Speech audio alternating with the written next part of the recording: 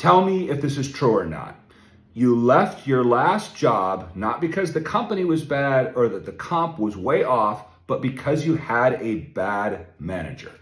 Now, I've been in HR for over 25 years, guys. I've made my whole career in this industry.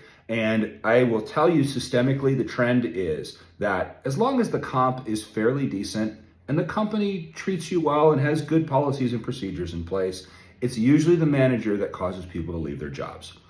And, one of the biggest problems that we have in America is that we don't train managers. We're like, Bob is the best at making this widget, so make him in charge of all the other widget makers. And then we wonder why Bob fails at management, because he doesn't know how to manage anybody. He's never been taught or trained or developed any skills. The company simply said, this guy, and then they put him there and they didn't train him on how to motivate people, how to teach people, how to terminate or discipline people, how to coach people, how to turn people around when they were struggling.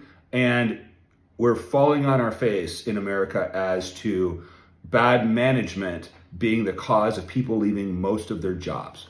Now, can the comp be off? Yes, that can happen. A company can be lagging on the comp. But if you go and talk to your manager about your comp being off to your industry standard. So let's say that you're a marketing manager and that job pays $85,000, for instance.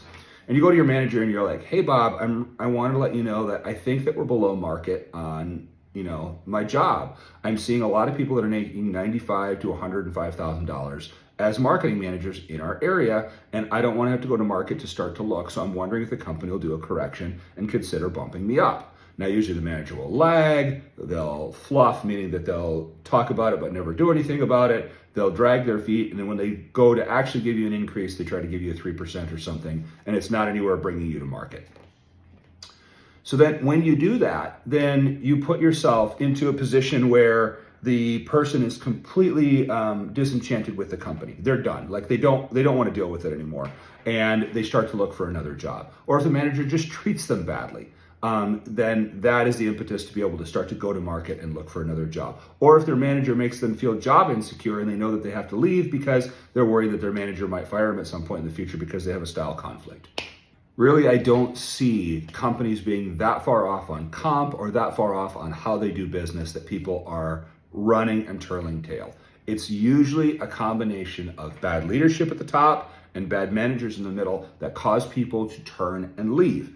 Now, what's the fix for this? Well, the fix is that no company should ever promote a manager in America with also having a training plan ready for that manager to be able to learn all the skills. And it can be as simple as a checklist. Over the first 3 months in their management role, Bob needs to be taught this from the upper leadership team.